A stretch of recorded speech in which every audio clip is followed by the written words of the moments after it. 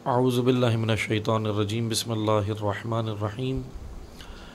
मुअज़्ज़िज़ सामीन कराम, अस्सलामु अलैकुम वरहमतुल्लाहि वबरकातुहू। आपकी खिदमत में हालात हाज़िरा के उन्वान से हाज़िर हुए हैं। हालात हाज़िरा में आपकी खिदमत में मुख्तसर तज्ज़िया भी करेंगे और ख़ित्ते की बदलती हुई सूरत हाल के हवाले से आपको आगाह भी करना है। हालिया सूरत हाल जो इस वक्त गुज़िश्ता चंद दिनों से मुमलिकत ईरान के अंदर जो मुख्तलिफ़ मुज़ाहिरे हुए, और जैसा कि ख़बर आप लोगों को मालूम है, मैं ख़बर नहीं पढ़ूँगा, बस मुख्तसर सा इसके ऊपर तज्ज़िया करूँगा कि आपने देखा कि सूरत हाल ईरान के अंदर किस तरह वाक़यात हुए और दहशतगर्दी हुई, और ईरान की सूरत हाल अंदर से जो है वो बहुत ख़राब हुई। उसकी वजह एक जो हालिया वाक़यात थे वो सब जानते हैं कि शुरू हुआ ये सिलसिला एक लड़की की मौत के बाद से कि जिसने हिजाब जो है वो दुरुस्त नहीं किया था, और उसके ऊपर जो है वो वहाँ की मॉरलिटी पुलिस ने उसको अरेस्ट किया और जो भी था उसको हिजाब कराने के लिए लेकर गए। अमर बिल मारूफ़ व नही अनिल मुनकर के की जो पुलिस है वहाँ पर, जो इदारा है, उसने जो है वो ये काम किया। बहरहाल वहाँ पे उसकी मौत हो गई लड़की की, और आप ये सारी ख़बर जानते हैं। लेकिन वो मौत किस तरह हुई कि और उसको पेश किस तरह किया गया, ये एक बड़े अहम मामलात थे। मौजूदा सूरत हाल के हवाले से मैं गुफ्तगू सिर्फ़ इतनी मुख्तसर सी करूँगा कि जितने भी इस वक्त इदारे हैं या जितने भी इस वक्त आलमी सतह पर जो मसलन लोग हैं या न्यूज़ जो है वो ईरान के हवाले से हासिल कर रहे हैं, तमाम के तमाम जो न्यूज़ इस वक्त लोगों तक पहुँच रही हैं वो अमरीकी हिमायत याफ्ता चैनल्स के ज़रिए से पहुँच रही हैं। जो ईरान के अंदर ख़ुद अमरीकी हिमायत याफ्ता चैनल्स हैं, जैसे ईरान इंटरनेशनल के नाम से एक चैनल है, रेडियो फ़रदा के नाम से है, या ईरान वायर के नाम से, ये मुख्तलिफ़ चैनल्स हैं।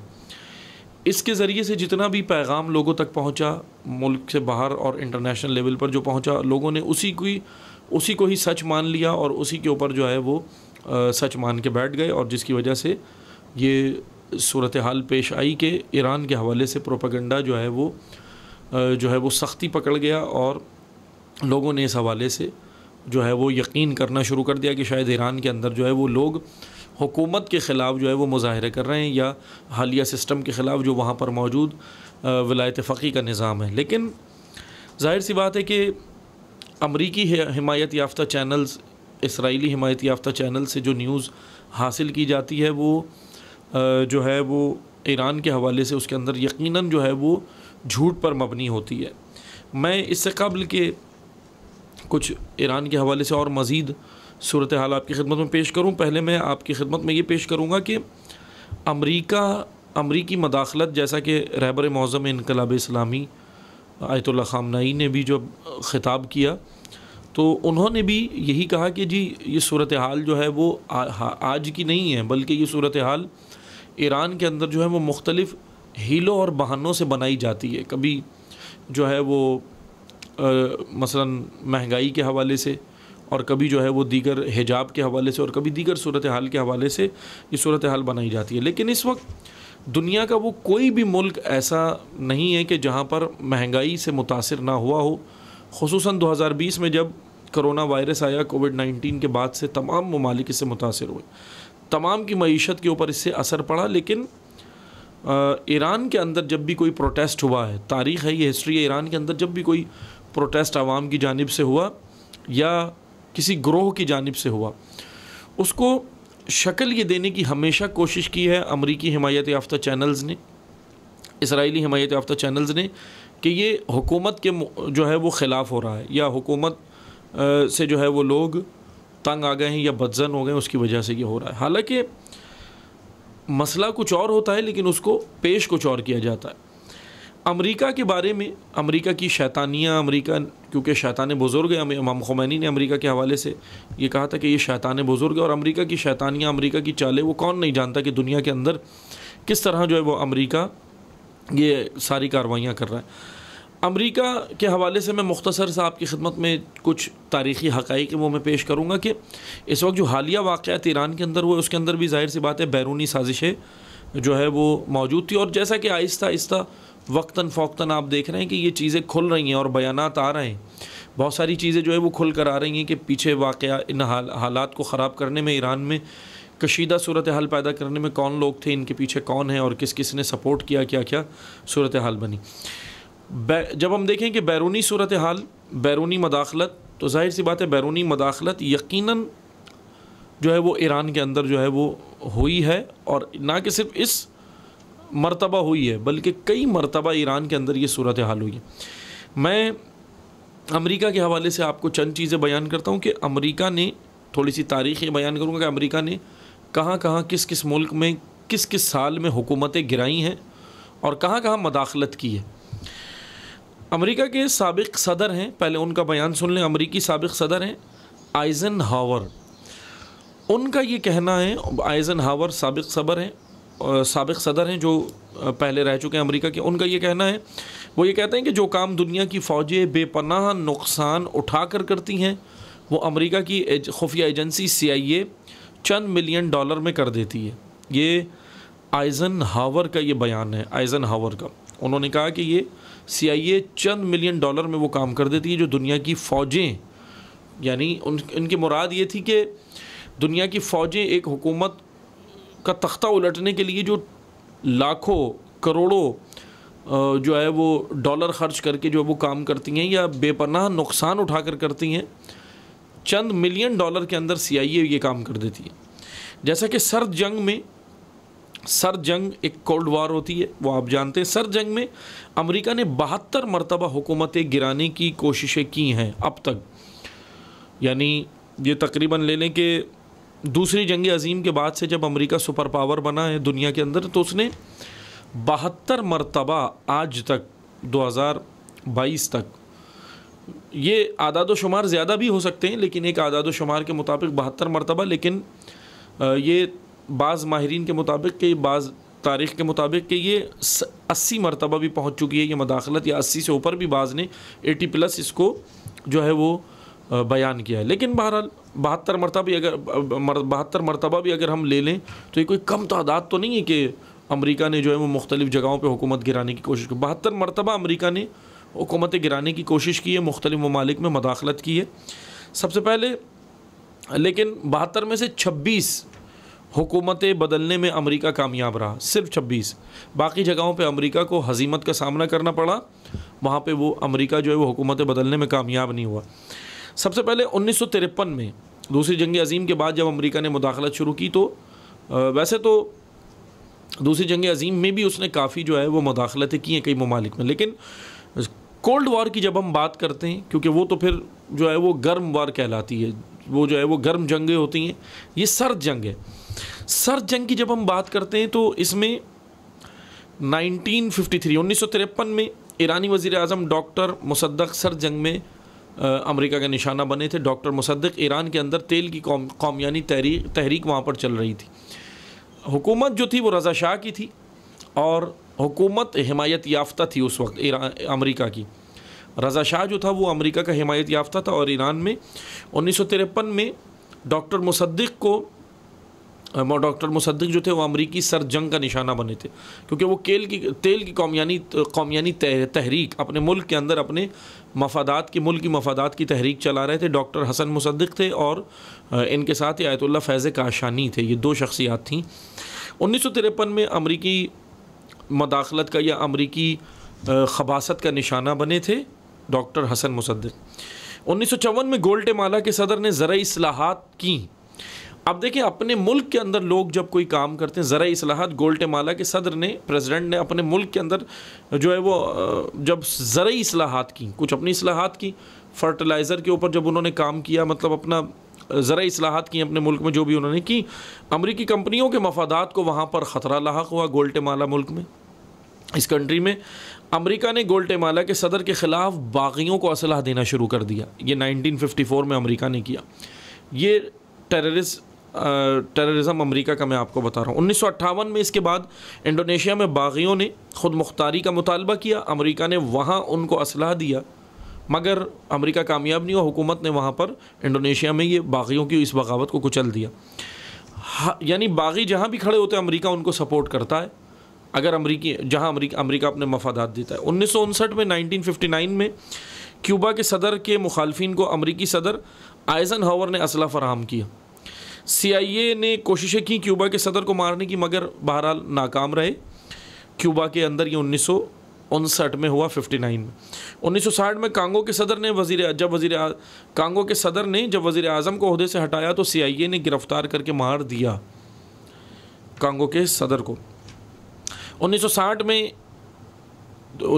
में ही, इसी साल में ही, इराक़ी वज़ीर आज़म अब्दुल करीम कासिम ने मगरबी हिमायत याफ्ता जो वहाँ पे आमिर था फैसल दोम को निकाल दिया। 8 फरवरी 1963 को अब्दुल करीम कासिम को फायरिंग करके कत्ल कर दिया गया और अमेरिका ने नई हुकूमत के साथ इत्तेहाद किया। अमेरिकी हिमायत याफ्ता जो आमिर था, वहाँ पर डिक्टेटर था, वो फैसल दोम था, उसको निकाला। तो फिर ये हुआ 1963 में। लेकिन 1963 में 3 साल बाद ही अमेरिका ने अब्दुल करीम कासिम को वहाँ पर इराक़ी जो वज़ीर आज़म थे उनको कत्ल करवाया इराक़ के अंदर और नई हुकूमत बनाई अपनी हिमायत याफ्ता। 1964 में ब्राज़ीली सदर ने जब ब्राज़ील को चीन की तरह तरक्की दे रहे थे, अब देखें ब्राज़ील ख़ुद तरक्की कर रहा था, अपना मुल्क अपने मसलन वो जब तरक्की कर रहा था, ऊपर बढ़ रहा था, तो क्या हुआ, जिस पर अमेरिका ने ब्राज़ील के फ़ौज के सरबराह के ज़रिए ब्राज़ीली वज़ीर आज़म का, इसके सदर का तख्ता उलट दिया। ये काम हुआ 1964 में। ये ब्राज़ील जब अपने मुल्क को तरक्की दे रहा था, अमेरिका से वो बर्दाश्त नहीं हुआ। 1979 में अफ़गानिस्तान में पीपल्स डेमोक्रेटिक पार्टी इक़्तिदार में आई, मगर मशरक़ी अफ़गानिस्तान में बगावत हुई और खाना जंगी हुई। रूस ने हुकूमत की मदद के लिए अपनी फ़ौजें भेजी। दूसरी तरफ बाग़ियों की मदद के लिए अमेरिका ने जो है वो पाकिस्तान में अपने कैंप कायम किए 1979 में। और इसी साल में ईरान के अंदर इनकलाब आया था। 1980 में तुर्की में बगावत हुई। फ़ौजी बगावत से एक रोज़ पहले 3000 अमेरिकी फ़ौजी तुर्की पहुँचे और हुकूमत का तख्ता उलटने में अमेरिकी मदाखलत यहाँ पर शामिल थी। 1980 में कंबोडिया कंट्री है, अमेरिका ने मुखालफिन को मदद फराहम की। इस दौरान खाना जंगी हुई मुल्क के अंदर। कंबोडिया में मुखालफिन को अमेरिका ने सपोर्ट की। इस खाना जंगी के अंदर 4,60,000 लोग मारे गए। एक बहुत बड़ी तादाद 1980 में यहाँ इंसानों की कत्ल हुई। 2001 में अफ़गानिस्तान के अंदर अमेरिकी मदाखलत, अमेरिका ने क्या किया वो सब जानते हैं। 2002 में इराक़ के अंदर अमेरिका ने क्या किया, कोई ढकी छुपी बात नहीं है, सब जानते हैं। 2006 में फ़लस्तीन में होने वाले इंतखाबात में हमास और अल-फतह ने जब कामयाबी हासिल करके मुत्तहिदा हुकूमत बनाई, एक मुश्तरका हुकूमत बनाई जिसकी सरबराही इस्माइल हानिया कर रहे थे। 2006 में हुआ क्या, 2007 में अल-फतह के रहनुमा सदर अब्बास को 8.4 करोड़ डॉलर की रकम फ़राहम की अमेरिका ने, ताकि दिफाई सलाहियतें बढ़ाए और हमास को दहशतगर्द करार दिया। हमास और अल-फतह ने मिलकर एक हुकूमत बनाई थी 2006 में अपने मुल्क में, फ़लस्तीन में। हमास वहाँ की एक तंजीम है, मिलकर बनाई थी। इस्माइल हानिया जो थे वो सरबराही कर रहे थे, लेकिन अमेरिका से बर्दाश्त नहीं हुई ये हुकूमत, क्योंकि अमेरिकी पसंदीदा हुकूमत नहीं थी, क्योंकि उसके अंदर हमास शामिल था। तो 2007 में अल-फतह के सदर अब्बास को ये अमेरिका ने ख़रीद लिया 8.4 डॉलर के अंदर, बहरहाल 8.4 करोड़ डॉलर के अंदर। 2005 में 2007 में ईरान में 2 बार अमेरिका ने मदाखलत की हिजाब के हवाले से। ये आज नहीं हुआ, ईरान में 2005 में भी हुआ, 2007 में भी हुआ। ये अमेरिकी मदाखलत हुई हिजाब के हवाले से। ईरान में जो सेकुलर माइंड के लोग हैं, जो सेकुलर अपना दिमाग रखते हैं, जिनको पसंद नहीं है हिजाब, पसंद नहीं है इस्लामी हुकूमत, पसंद नहीं है, जिनको रज़ा शाह की गुज़िश्ता हुकूमत पसंद है, अब ये बहरहाल ये तादाद में बहुत कम लोग हैं, लेकिन जाहिर सी बात है ये यूरोप को अपना इमाम मानते हैं, यूरोप के पीछे चलना चाहते हैं, तो इस वजह से ये अमेरिका इनके ऊपर हाथ रखता है, अमेरिका इनको सपोर्ट करता है। ये चंद अफराद जो है वो चंद ख़वातीन हैं जिन्होंने निकल के हिजाब के ख़िलाफ़ ये हरकतें की, हिजाब जलाया, और यानी इस हद तक, अभी तो ये हालिया सूरत हाल हुई, इस हद तक इन्होंने प्रोटेस्ट किया कि जो ह्यूमन वैल्यूज़ के ख़िलाफ़ प्रोटेस्ट था। ह्यूमन राइट्स की तंजीमें मगर ख़ामोश हैं, क्योंकि जाहिर सी बात है ईरान में हुआ, अगर किसी और मुल्क में ये काम होता तो ह्यूमन राइट्स की तंजीमें जो है वो शोर कर कर के पूरी दुनिया को अपने सर पे उठा लेती अगर यूरोप के किसी मुल्क के अंदर जो है ये काम हो जाता। यानी उनकी यूरोपी किसी हुकूमत के ख़िलाफ़ अगर आवाम निकल कर कुछ काम कर देती उसकी एजेंडों के ख़िलाफ़, तो क्या होता कि पूरी दुनिया का मीडिया जो है वो वेस्टर्न कंट्रीज़ का मीडिया हो, अरब मीडिया हो, दीगर मीडिया हो, ये अपने सर पे उठा लेते सारा मसलन शोर कर करके। लेकिन अभी क्योंकि ईरान जाहिर सी बात है कि इनको ईरान क्यों खल रहा है। अब सवाल ये बनता है, मैं मुख्तसर से आखिर में बस ये जवाब दे के यहाँ पर गुफ्तगू को ख़त्म करूँगा कि क्यों ईरान के अंदर इतनी मदाखलत। 1979 से पहले ये मदाखलत ईरान के अंदर नहीं थी, क्योंकि ईरानी हुकूमत जो थी 1979 से पहले, इमाम ख़ुमैनी के इनकलाब से पहले, इस्लामी इनकलाब से पहले अमरीकी हिमायत याफ्ता हुकूमत थी, अमरीका को पसंद थी। लेकिन जहाँ जिस मुल्क में अमरीका को हुकूमत पसंद ना हो या उसके मुल्क अमरीकी मफादात को जहाँ भी ख़तरे होते हैं, अमरीका हमेशा वहाँ पे मदाखलत करता है। ये अमरीका की मुख्तसर सी तारीख़ मैंने बयान की। रहबर मौसम इनकलाब इस्लामी ने ख़िताब किया और कहा कि वजह बयान की, 2 जुमलों में वजह सुने, बहुत खूबसूरत वजह बयान की रहबर ने। और हकीकतन यही है कि ईरानी ख़वातीन ने यूरोपी कल्चर को रोंद कर इस्लामी कल्चर के साथ तरक्की की है, जो यूरोप को बिल्कुल भी अच्छा नहीं लग रहा। ये वजह है, असल वजह ये। ईरानी ख़वातीन ने हिजाब के अंदर तरक्की की है। कैसे? आप देख सकते हैं, दुनिया इस वक्त जानती है कि ईरानी ख़वातीन ने हिजाब में रहकर सनत का मैदान हो, इंडस्ट्री का मैदान हो, तालीम का मैदान हो, खेलों के मैदान हो, एजुकेशन का शोबा, जो भी मैदान है, हर मैदान में ये ख़वातीन हिजाब के साथ इन्होंने तरक्की करके बताया कि हिजाब के साथ तरक्की हो सकती है। क्योंकि यूरोप ने एक शिआर बुलंद किया था, यूरोप ने एक नारा ये लगाया था, स्लोगन यूरोप का ये है कि पहले उरियाँ करो इन इस्लामी ममालिक को, ख़वातीन को, इस्लामी औरतों को, मुसलमान औरतों को उरियाँ करो। जब तक इनको उरियाँ नहीं करोगे तो इनको झांसा ये दो कि जब तक आप उरियाँ नहीं होती, जब तक आप अपने सरों से हिजाब नहीं हटाती, जब तक आप बेहिजाबी की तरफ नहीं आती, तो आपको तरक्की नहीं मिलेगी। एक ख़तरनाक स्लोगन जो इस वक्त दुनिया के अंदर राइज किया गया है, उसके पीछे अगराज़ व मकासद बहुत ख़तरनाक है, वो है विमेन एम्पावरमेंट। विमेन एम्पावरमेंट, अब हालांकि विमेन एम्पावरमेंट के ख़िलाफ़ नहीं है हम, इस्लाम विमेन एम्पावरमेंट के ख़िलाफ़ नहीं है। विमेन एम्पावरमेंट का सबसे बड़ा इमाम, सबसे बड़ा रहबर और विमेन एम्पावरमेंट का सबसे बड़ा जो दाई है वो इस्लाम है। लेकिन विमेन एम्पावरमेंट के नाम पर जो औरत के मकाम से गिराने की कोशिशें की और हो रही हैं और कामयाब भी हुई काफ़ी हद तक, ये एक ख़तरनाक चीज़ है। जैसा कि आप देख रहे हैं, यूरोप ने किया क्या कि ख़वातीन को उरियाँ कर दिया, बरहना कर दिया। औरत का मकाम यूरोप के अंदर बिल्कुल 2 से 3 सदियों के अंदर जो काम यूरोप ने किया, क्या किया था कि औरत को उसके मकाम से गिरा दिया। इन 2-3 सदियों के अंदर ये काम हुआ हर चीज़ के अंदर। जैसा अभी बहरहाल मौजू नहीं है, वरना गुफ्तगू तवील हो जाएगी, कि जिस तरह आप देख सकते हैं कि अगर एक छोटी सी प्रोडक्ट भी बेचनी है तो उसके लिए औरत का इस्तेमाल किया यूरोप ने। वही कल्चर हमें बहुत पसंद आया और मुसलमान ममालिक ने वो अपनाया। ईरानी ख़वातीन ने, रहबर मौज़म का जो कहना है बिल्कुल हकीकत है कि ईरानी ख़वातीन ने वो 2-3 सदियों की जो मेहनत थी यूरोप की, उसको ज़ाया किया है। दुनिया देख रही है कि ये एक तरफ उरियाँ ख़वातीन है, एक तरफ जो है वो हिजाब के साथ ख़वातीन है जो तरक्की की राह पर है। जैसा कि एक प्रोपेगेंडा इस्लाम के ख़िलाफ़ जो साजिशें हुई, उसमें साजिशें ये थी कि इस्लाम तालीम से मना करता है, इस्लाम असली तालीम से मना, इस्लाम औरत को पढ़ाने से मना करता है, इस्लाम औरत को हुकूक नहीं देता। ये सारी बातें यूरोप ने जहनों में डाली, कम्युनिस्ट ने जहनों में डाली लोगों के, और दीगर ये नज़रियात जो फैलाए। लेकिन अल्हम्दुलिल्लाह इनकलाब इस्लामी की बदौलत इनकलाब इस्लामी 1979 में कामयाब हुआ और दुनिया ने देखा कि ख़वातीन, इस्लामी ख़वातीन जो है वो क्या कर सकती हैं दुनिया के अंदर। असल एम्पावरमेंट जो ख़वातीन के लिए है वो इस्लाम के ही पास है।